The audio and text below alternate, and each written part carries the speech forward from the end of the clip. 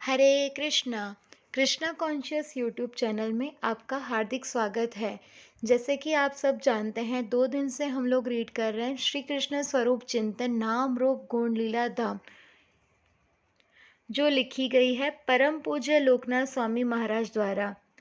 कल के भाग में हमने कवर अप किया नाम तत्व शब्द परब्रह्म श्री कृष्ण नाम। आज के भाग में हम देखेंगे युग धर्म हरे कृष्ण महामंत्र और युगावतार श्री कृष्ण चैतन्य महाप्रभु। तो चलिए हम इसको रीडिंग करना स्टार्ट करते हैं। उससे पहले एक बार मंगलाचरण कर लेते हैं।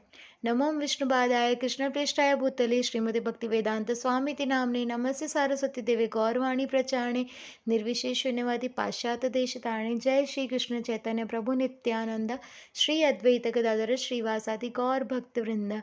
हरे कृष्णा कृष्ण कृष्ण हरे हरे, हरे राम राम राम हरे हरे। युग धर्म हरे कृष्ण महामंत्र। समस्त शास्त्रों में एक स्वर से नाम को ही सर्वोपरि साधन के रूप में घोषित किया है। द्वापर युग के अंत में सुखदेव गोस्वामी ने राजा परीक्षित को श्रीमद् भागवतम की कथा में हरिनाम का भी महत्व कहा। श्रीमद् भागवतम में 12 स्कंद है तथा 18,000 श्लोक है। इस महापुराण का निष्कर्ष स्वरूप अंतिम श्लोक हरिनाम का ही महात्म्य समझाता है। नाम संकीर्तन यस्य सर्व पाप प्रणाशनम प्रणामो दुख शमस्त नमामि हरि परम। अर्थात मैं उन भगवान श्री हरि को सादर नमस्कार करता हूँ जिनके पवित्र नामों का सामूहिक कीर्तन समस्त पापों को नष्ट करता है एवं जिनको नमस्कार करने से समस्त भौतिक कष्टों से निवृत्ति प्राप्त होती है। श्रीमद् भागवतम 12.13.23। ऐसे नाम संकीर्तन से कलयुग के समस्त पापाचारों तथा दुराचारों का नाश होता है और लोगों की पाप बुद्धि समूल नष्ट होती है। उपयुक्त वचन के अनुसार हमें केवल प्रभु का नाम लेना है एवं उन्हें प्रणाम करना है। भला इसमें क्या कठिनाई है? यह सार की बात श्रीमद् भागवतम के अंत में उल्लेखित है। ऐसा श्रीमद् भागवतम सभी के पास में होना चाहिए।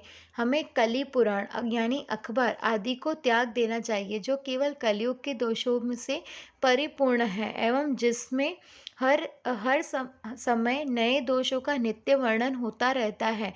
हमें कली पुराण के स्थान पर श्रीमद् भागवतम पुराण का आश्रय लेना चाहिए जो जीवन के मर्म को प्रकाशित करता है।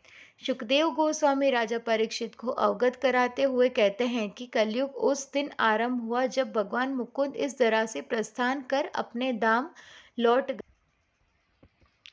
कलयुग सभी के साधना में बाधा डालने वाला है और यह समस्त दोषों का सागर है। हमें ज्ञात होना चाहिए कि वर्तमान समय कलयुग का ही है जिसमें अनेक गुण दोष सन्निहित हैं। यह युग मुख्यतः दोषों का आगार ही है, परंतु इस युग में एक महान गुण है। हरिनाम के कीर्तन मात्र से मनुष्य भवबंधन से मुक्त होकर दिव्य धाम को प्राप्त होता है जहाँ पर भगवान अपनी नित्य लीला करते हैं। श्रीमद् भागवतम 12.3.51 में लिखा है, कले दोषो निधिराज अस्ति एको महागुण कीर्तनादेव कृष्णस्य मुक्त संग परव्रजते। कलयुग की अवधि 4,32,000 वर्षों की होती है। जब सुखदेव गोस्वामी कथा कर रहे थे तब कलयुग केवल 30 वर्ष का था। उस समय उन्होंने कली दोष निधिराज आदि श्लोक कहा। अभी कुछ 5,000 वर्ष ही पूर्ण हुए हैं और संसार अभी से ही अधोगति की और तीव्रता से अग्रसर हो रहा है।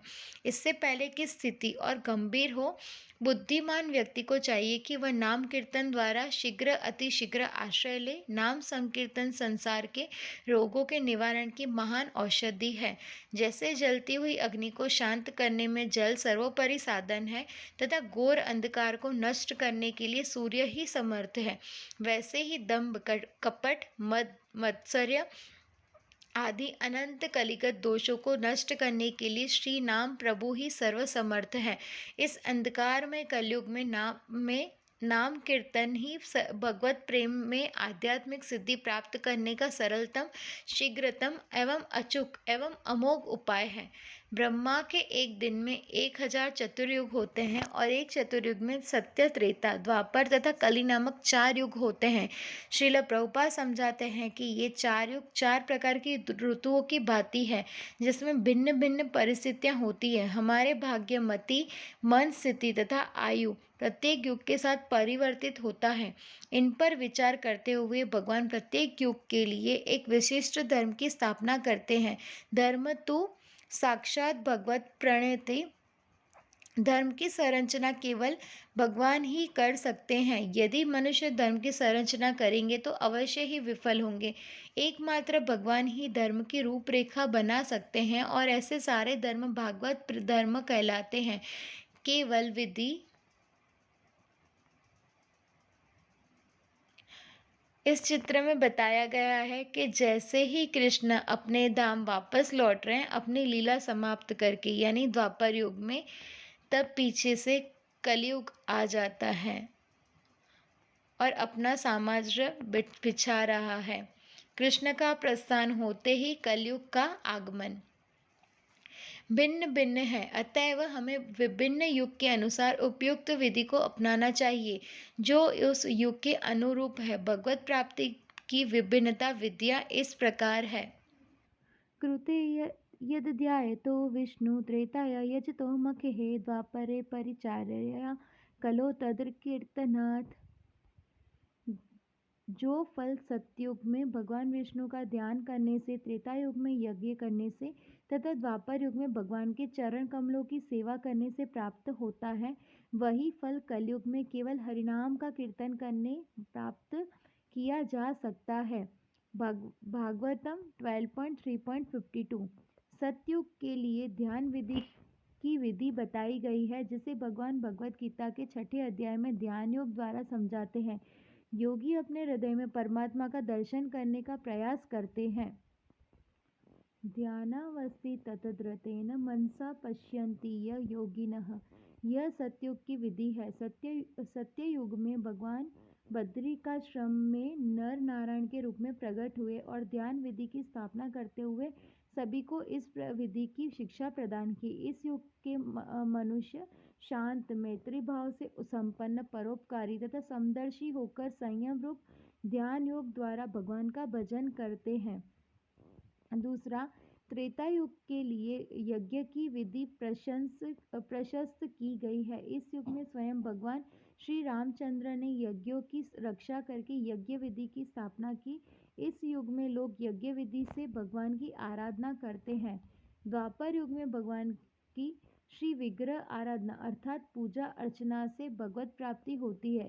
इस युग में तत्वज्ञानी मनुष्य परम पुरुष की वैदिक तथा तांत्रिक विधानों के अनुसार अर्चन मार्ग से पूजा करते हैं। चौथा, कलयुग में हरि कीर्तन से भगवत प्राप्ति होती है। अत्यंत स्पष्ट शब्दों में बताया गया है कि कलयुग में भगवत प्राप्ति की एकमात्र विधि हरिनाम संकीर्तन है। इस युग में श्री चैतन्य महाप्रभु अपने पार्षदों के साथ अविरतन होकर संकीर्तन यज्ञ का प्रवर्तन करते हैं। यह नाम संकीर्तन भगवान के प्रति अभिवादन है। यही दीनता एवं शरणागत भाव की अभिव्यक्ति है।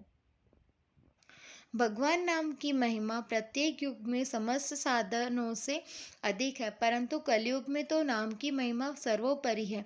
एकमात्र हरिनाम के संकीर्तन से ही कलयुग के प्राणी भवसागर को तार सकते हैं। शास्त्रों में भिन्न भिन्न योगों के लिए संसार मोचन हेतु भिन्न भिन्न मंत्रों को निर्दिष्ट किया गया है। कलयुग के लिए तारक ब्रह्म नाम हरे कृष्ण महामंत्र है। कलि संतरण नामक यजुर्वेदिक उपनिषद के अंतर्गत ब्रह्मा नारद संवाद में स्पष्ट किया गया है कि हरे कृष्ण महामंत्र का संकीर्तन ही कलयुग में भगवत प्राप्ति की निर्धारित विधि है। ब्रह्मा नारद संवाद। ओम सहनाववतु सहनो भुनक्तु सह वीर्यं करवावहे तेजस्विनावधीतमस्तु मा विद्विषावहे। ओम शांति शांति शांति। भगवान हम दोनों गुरु और शिष्य की रक्षा करें। हम दोनों इस उपनिषद के फल को भोगें। हम दोनों एक साथ मिलकर विद्या प्राप्ति का सामर्थ्य प्राप्त करें। इस उपनिषद का अध्ययन हम दोनों को ज्ञान का प्रकाश प्रदान करे तथा हम दोनों परस्पर द्वेष न करें। शांति शांति शांति।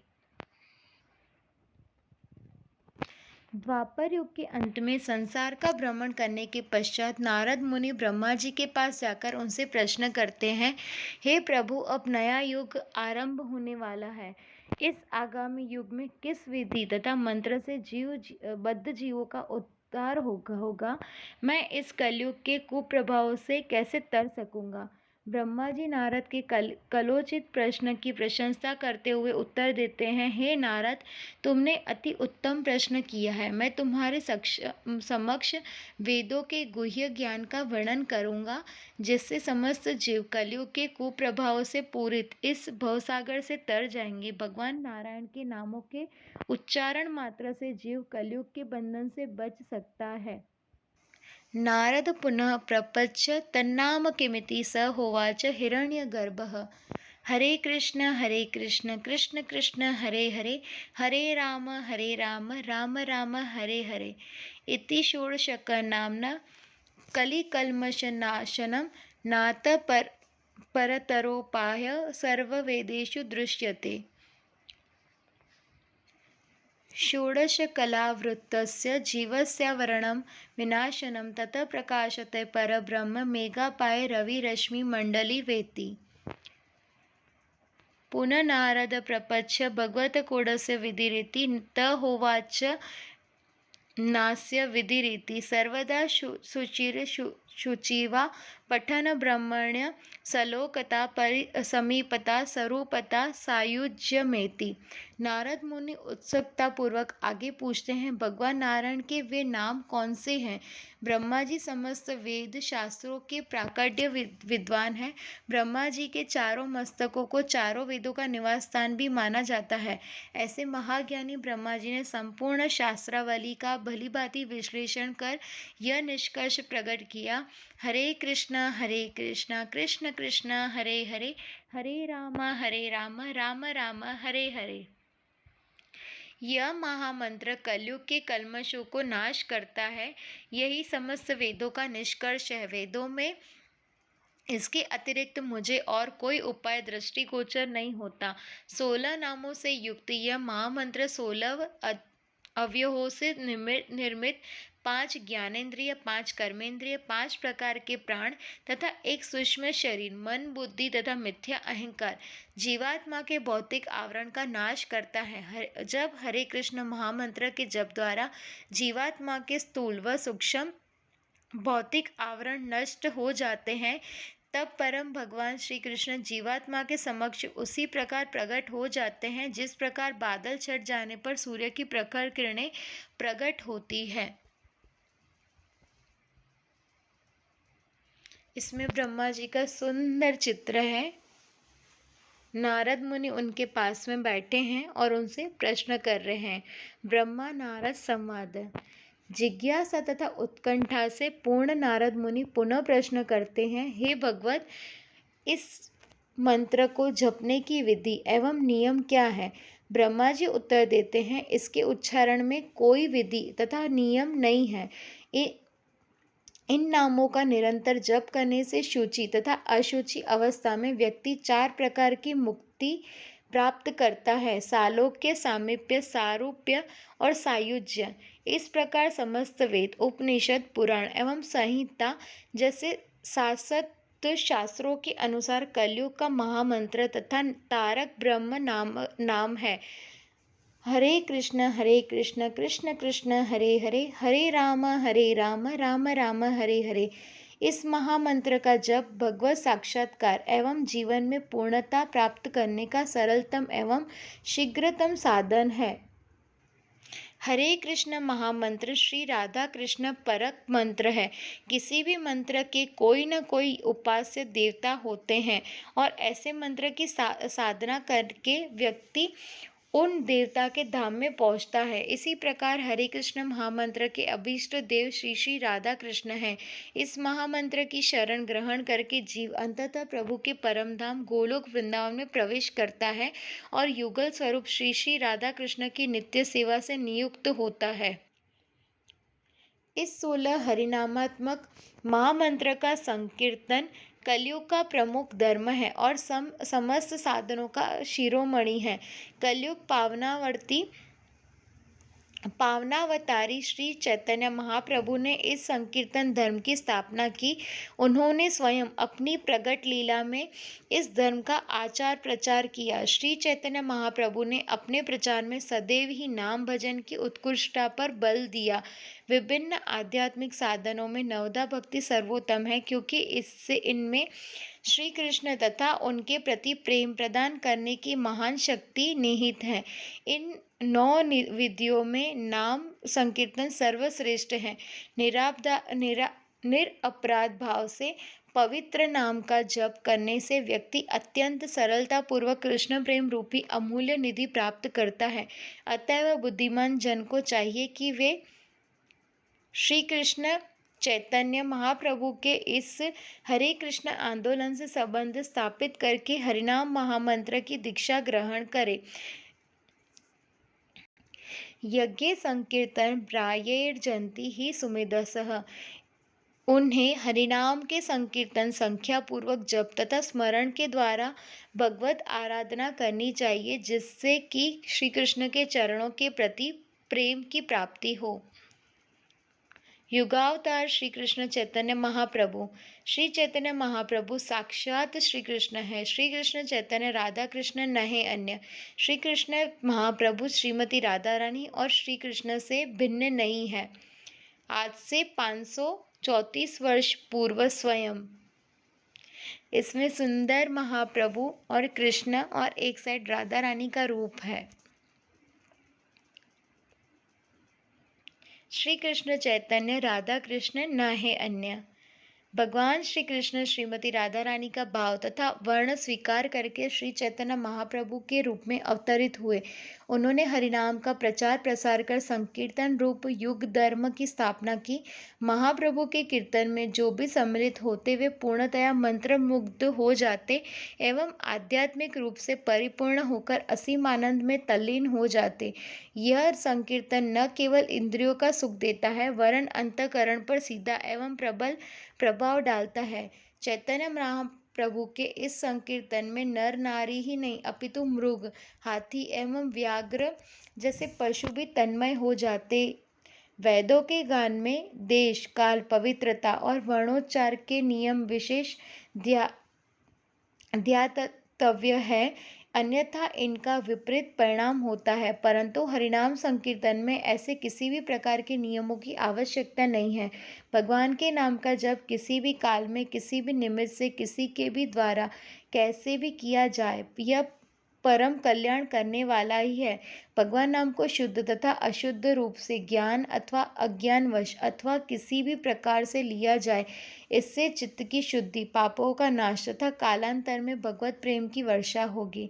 इस कलयुग में स्वयं भगवान ने अपने नाम रूपी धन का वितरण किया। उन्होंने किसी रेल अथवा वायु यात्रा के द्वारा ऐसा नहीं किया, परंतु पदयात्रा के माध्यम से संपूर्ण भारत का भ्रमण कर हरिनाम का प्रचार किया। पात्र पात्र विचार नाही, नाही स्थान स्थान, येही यहाँ पाय तहाँ करे प्रेम धन। चैतन्य चरितामृत आदि लीला 7.23। कृष्ण प्रेम का वितरण करते हुए महाप्रभु ने पात्र अपात्र तथा स्थान अस्थान का विचार नहीं किया। उन्होंने गांव गांव तथा घर घर जाकर सर्वत्र हरिनाम का प्रचार किया। इस प्रकार उन्होंने नाम के रूप में स्वयं को दिया और हरिनाम संकीर्तन रूपी कलयुग के धर्म की स्थापना की। कलिकालेर धर्म कृष्ण नाम संकीर्तन। इसके अतिरिक्त अन्य कोई धर्म है ही नहीं, यथा हिंदू धर्म, ईसाई धर्म इत्यादि। यदि कोई ऐसे तथाकथित धर्मों की शरण में है तो उसे इन सभी धर्मों को त्याग कर भगवान की शरण ग्रहण करनी चाहिए, जैसा कि भगवान स्वयं कहते हैं, सर्वधर्मान् परित्यज्य मामेक शरणं व्रज। विशेष रूप से कलयुग में भगवान की शरण ग्रहण करने का तात्पर्य उनके नाम की शरण ग्रहण करने से है। ऐसे नाम संकीर्तन के संबंध में महाप्रभु ने भविष्यवाणी की थी कि पृथ्वी बीते आछे यत नगरादि ग्राम सर्वत्र प्रचार है बे मोर नाम। पृथ्वी पर जितने भी गांव, नगर तथा शहर है, सब जगह मेरे नाम का प्रचार होगा। ऐसी भविष्यवाणी करने का अधिकार श्री चैतन्य महाप्रभु को है, क्योंकि वे पूर्ण पुरुषोत्तम भगवान है और इस संपूर्ण सृष्टि, समस्त शक्तियों और प्रकृति के स्वामी हैं। मयाद्यशेण प्रकृति सूयते सचराचरम। उनकी इच्छा एवं अध्यक्षता के बिना एक तृण भी नहीं हिल सकता। हमें चैतन्य महाप्रभु की भगवत्ता को तत्वतः समझना होगा, अन्यथा हम उन्हें भक्तों की माला का एक मणि समझेंगे।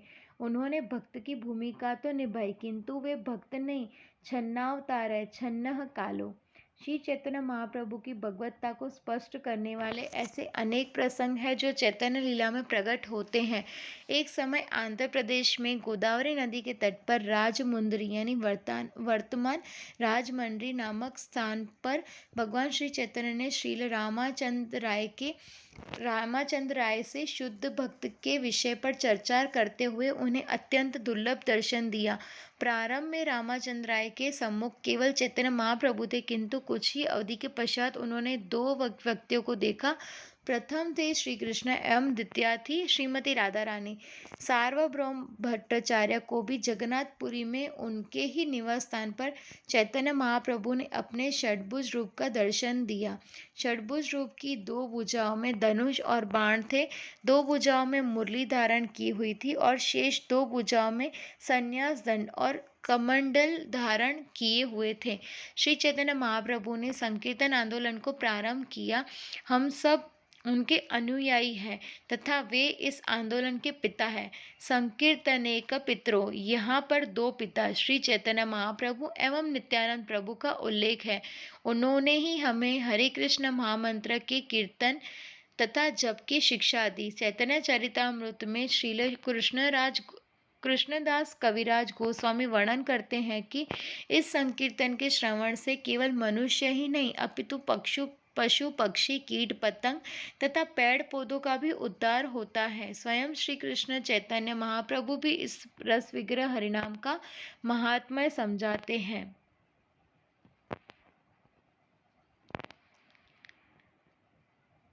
चैतन्य महाप्रभु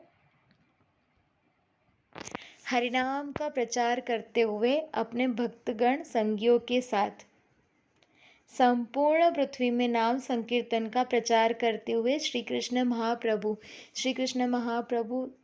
की जय। चैतन्य महाप्रभु की जय। हरिनाम के महात्म्य का वर्णन अनेक शास्त्रों व प्रसंगों से प्राप्त होता है, परंतु यदि कोई समझता है कि चैतन्य महाप्रभु स्वयं नाम की महिमा गान के मूर्तिमान उदाहरण है, तो समझना चाहिए कि वह व्यक्ति के नाम का संपूर्ण महात्म्य जान गया है। महाप्रभु का जीवन संपूर्ण जीवन ही हरिनाममय था, जिनके समस्त क्रियाकलाप हरिनाम पर केंद्रित थे। श्री राधा भावे ऐबे गौर अवतार, हरे कृष्ण नाम और गौर करील प्रचार। स्वयं कृष्ण रूप चैतन्य महाप्रभु ने हरिनाम का सर्वत्र प्रचार किया। हरिनाम के महात्म्य के विषय में अन्य कुछ कहना शेष नहीं रह जाता, क्योंकि स्वयं परम भगवान ने नृत्य करते हुए भावपूर्ण कीर्तन किया और इस प्रकार नाम महिमा का पूर्ण रूपेण प्रचार किया। प्रगट लीला में हरिनाम संकीर्तन उनकी प्रधान लीला थी। प्रातः काल उठते ही उनका कीर्तन प्रारंभ हो जाता था।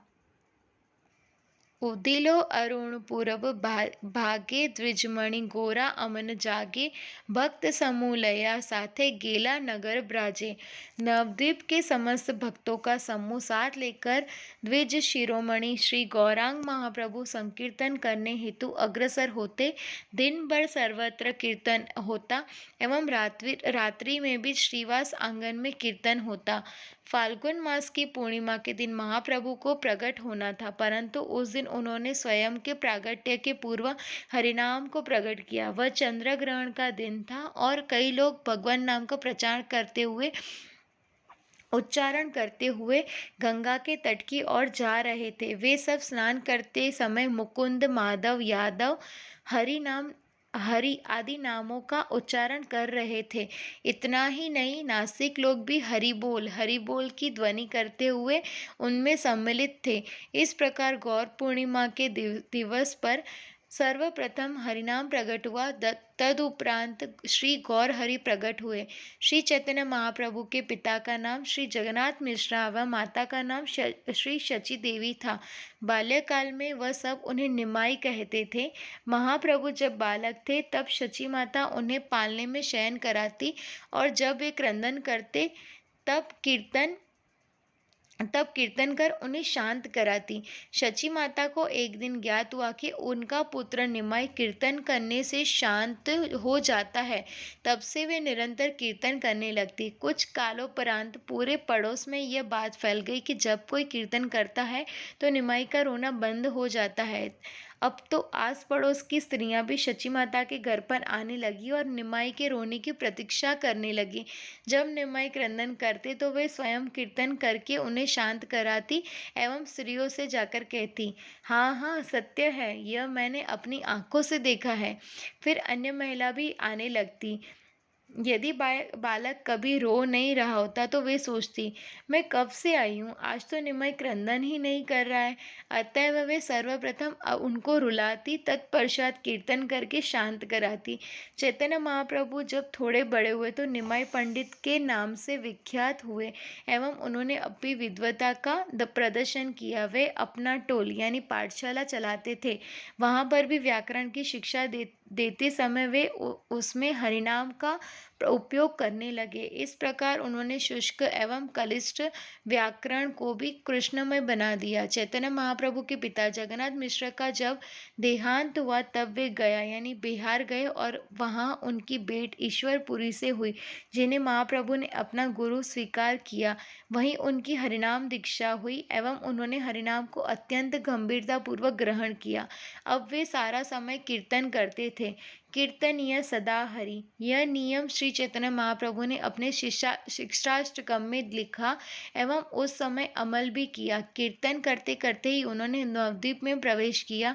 जब वे कीर्तन करते तो भाव विभोर हो उठते और भाव भक्ति के समस्त लक्षण उनमें दिखाई देने लगते।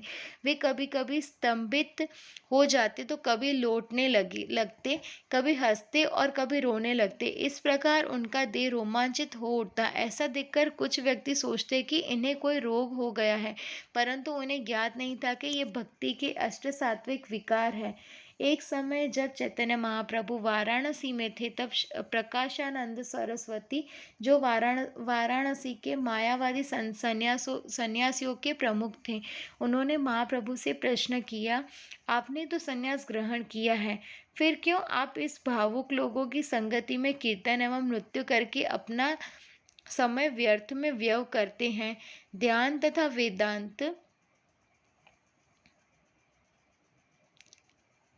इसमें छोटे निमाई का वर्णन है। जब आस पड़ोस के लोग तालियां बजा रहे हैं, उनका कीर्तन देख रहे हैं और छोटे निमाई अपने आंगन में कीर्तन कर रहे हैं। निमाई की प्रसन्नता हेतु नदिया की स्त्रियों द्वारा नाम गान, अध्ययन यही सन्यासी के परम कर्तव्य है। फिर आप इनका परित्याग कर संकीर्तन आंदोलन में क्यों लगे हुए हैं? आप साक्षात भगवान नारायण की भांति तेजस्वी है, फिर क्यों आपने निम्न वर्गित व्यक्तियों के सदृश व्यवहार को अपना रखा है?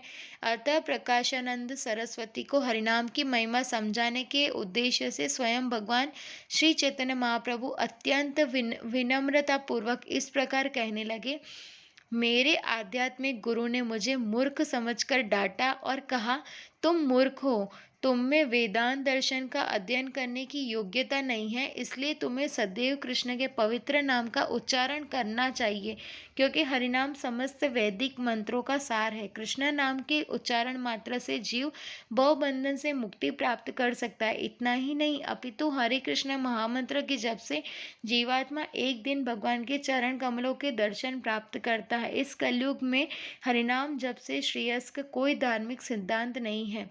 हरे कृष्ण महामंत्र की शक्ति का वर्णन करने के उपरांत मेरे गुरु ने मुझे एक श्लोक सिखाया, जिससे मुझे हरिनाम का सदैव कंठ में धारण करने का उपदेश दिया। हरेर नाम हरेर नाम एव केवलम कलौ नास्तेव नास्तेव नास्तेव न गति अन्यथा। इस कलयुग में आध्यात्मिक उन्नति के लिए हरिनाम हरिनाम और एकमात्र हरिनाम के अतिरिक्त अन्य कोई विकल्प नहीं है और नहीं ही है। अपने आध्यात्मिक गुरु से इस प्रकार आदेश प्राप्त करने के पश्चात मैं निरंतर भगवान श्री कृष्ण के नाम का कीर्तन करने लगा।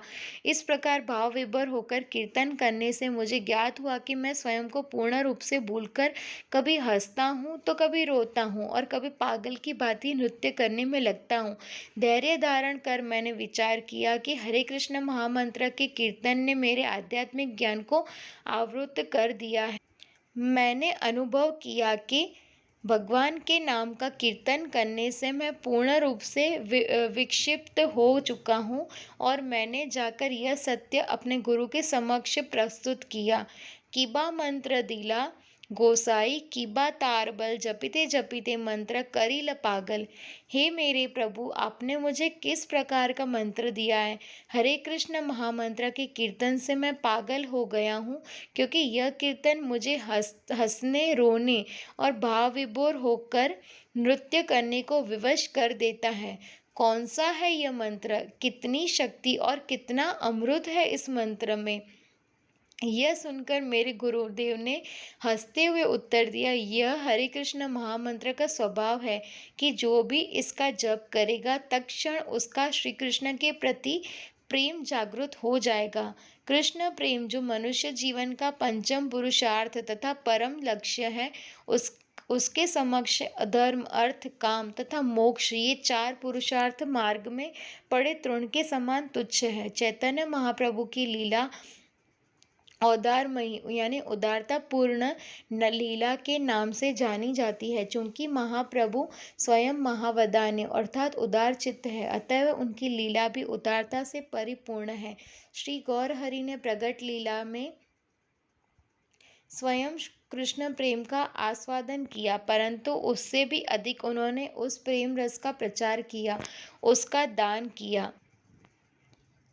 श्री गौर सुंदर ने कलयुग में कृपा पूर्वक अवतरित होकर उस उन्नत उज्जवल रस का दान दिया जो दीर्घकाल से किसी भी अवतार से नहीं किया है। इस प्रकार महाप्रभु ने कलयुग के लिए निहित युग धर्म हरिनाम के संकीर्तन यज्ञ की संस्थापना की एवं सभी को इसके प्रभाव से उन्मत्त कर दिया। भगवद गीता में श्री कृष्ण कहते हैं कि केवल सुकृतिवान मनुष्य ही उनकी शरण में आते हैं। इससे विपरीत दुष्कृतिवान मनुष्य कदापि प्रभु के चरणों में समर्पण नहीं करते हैं। परंतु कलयुग में महाप्रभु की अहेतुक कृपा से अधम से भी अधम व्यक्ति जो भगवान से जुड़ने का अवसर प्राप्त हुआ, जो जितना पतित होता है उतनी अधिक मात्रा में महाप्रभु की उन पर विशेष अनुकंपा रहती है। दीनहीन यत छील हरिनामे उद्धारील तार साक्षी जगाई मदाई। ऐसे ही दो उदाहरण हैं, जगाई और मदाई, जो अपने समय के कुख्यात पापी थे। महाप्रभु की दया से वे दोनों नराधम से नरोत्तम बन गए। वे निम्न स्तर से उठकर उच्च कोटि के वैष्णव बन गए। अतः उनका उद्धार कर महाप्रभु ने अपने पतित पावन नाम को सिद्ध किया। जगाई और मदाई महाप्रभु की सफलता के जीवंत उदाहरण है। तो क्या आप भी जानना चाहते हैं चैतन्य महाप्रभु ने जगाई मदाई का किस तरह उद्धार किया? वो नराधाम से नरोत्तम कैसे बन गए? तो इसके लिए आपको कल का भाग देखना पड़ेगा। तो मिलते हैं हम कल फिर से एक नए भाग के साथ। हरे कृष्णा। वाञ्छाकल्पतरुभ्यश्च कृपा सिन्धुभ्य एव च पतितानां पावनेभ्यो वैष्णवेभ्यो नमो नमः।